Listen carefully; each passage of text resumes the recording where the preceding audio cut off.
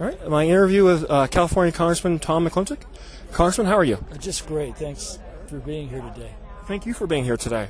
I want to say it's kind of a nice lot of information to talk about today, since today we're in cloudless skies, not so smoky air, as comparison to last year. Right. And let's start with that. What has changed since we last spoke? Well, we should be sobered by the fact that all the beauty around us tomorrow could be going up in a conflagration. We've seen that all across the western United States. The good news is I think we've turned the corner. At last year's Tahoe conference, we could talk about the success in getting the expedited authority to start thinning out our overcrowded forests. Now we can actually look at the projects that are underway. Wow. As I said, they've taken the permitting process from 4.5 years to less than 4 months. They've taken the studies from more than 500 pages down to just 16, and they're actually now able to start clearing the forests of the overgrowth before it has a chance to choke off the forest and burn. All of that excess timber comes out of the forest one way or the other. It's either carried out or it burns out, but it does come out. We used to carry it out. We had healthy forests. We had a vibrant economy. And we actually made money doing it. Federal timber harvests brought in about $1 billion a year directly into the coffers of the federal and local governments. 25% went right to local governments. The other 75% went to the Forest Service to manage our forests. All of that was turned around by laws that were passed in the 1970s. Now forest management costs us money and takes years and years to permit. Well, the authority we got for the Tahoe Basin has changed all that. Now we have to extend that authority permanently here and then across the western United States. And what was the game changer? Because, I mean, I remember August last year, you know, again, that smoky haze, and we could feel it, that what was in our throats, what was going on. Yeah. What made something so arduous become so quick? I think the Paradise Fire was a wake-up call. 87 people died in that fire. It destroyed 153,000 acres, 14,000 homes. Now, that same fire here would mean the complete destruction of the entire Tahoe Basin. From top to bottom. From top to bottom. I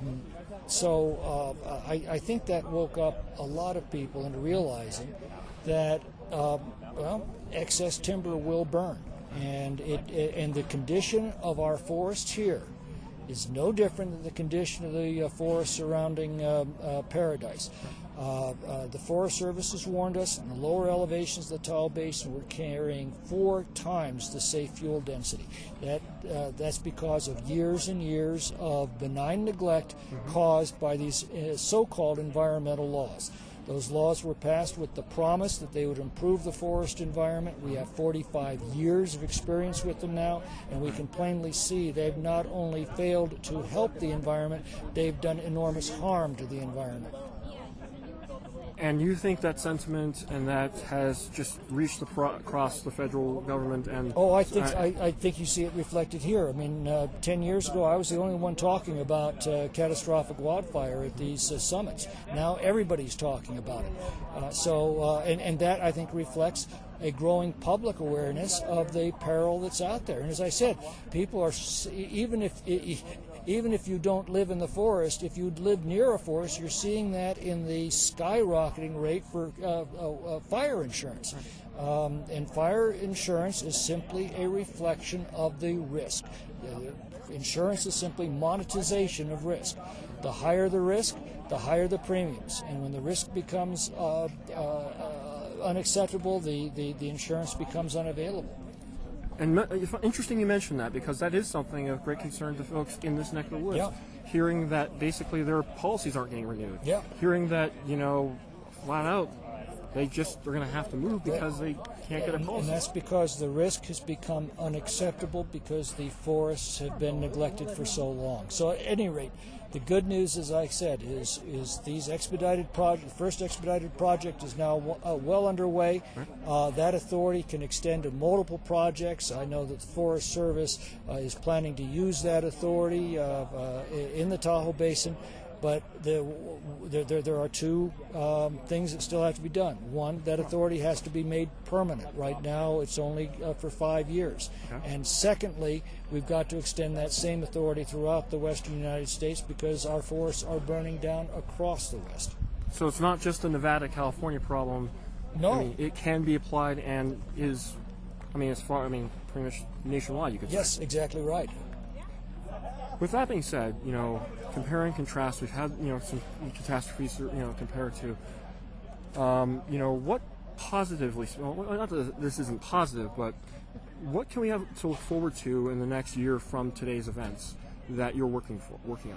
Well, the ball's now in the court of the Forest Service, and I am very confident of their leadership here in the Tahoe Basin. Jeff Marcellet and his team are absolutely devoted to restoring our forests to health, and that's going to require a great deal of thinning, and they now have the authority to do that. They're actually pioneering that new authority.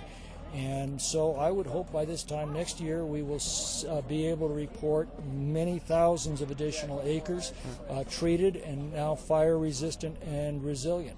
As I said, for years we've been heading toward catastrophe here in the Tahoe Basin. As you said last year? We're now starting to move away from catastrophe, and I just hope that we have enough time to do it.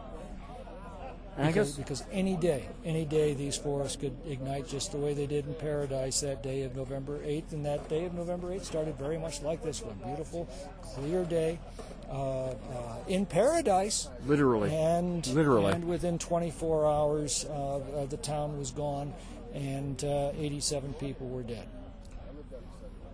And it's funny, not funny, but in contrast to last year, you said this. You literally said this, and it happened.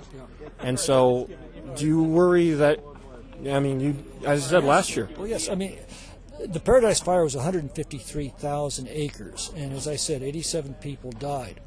The town of Paradise was destroyed. But we forget that in 1910, the Big Burn took out 3 million acres in Montana and Idaho. Also killed 87 people, same body count, although much sparser population, destroyed 7 towns in total. That's the way nature manages forests. We created the Forest Service to break that cycle of catastrophic overgrowth followed by catastrophic fire, so that every generation would be able to enjoy these beautiful forests, and that Tahoe could retain its beauty year in and year out. I hope that next year when we look back on this moment, we're looking back on progress, yes, and not with a sense of concern and worse, because because what you said happened. Well, Churchill once spoke of history's terrible, chilling words, "too late."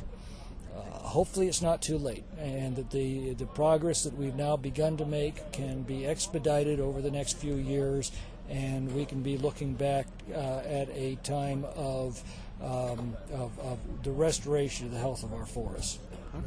Congressman, I want to say thank you again for your words. Yeah, my pleasure. Thank you again for a very for your perspective, and thank you again for talking to me today about what's going on. Well, thank you for being here. Thank you for your interest, and thank you for beating the drums all these years on these very same issues. You're welcome, Congressman. That's my job. Thank you. This ends my interview with California Congressman Tom McClintock.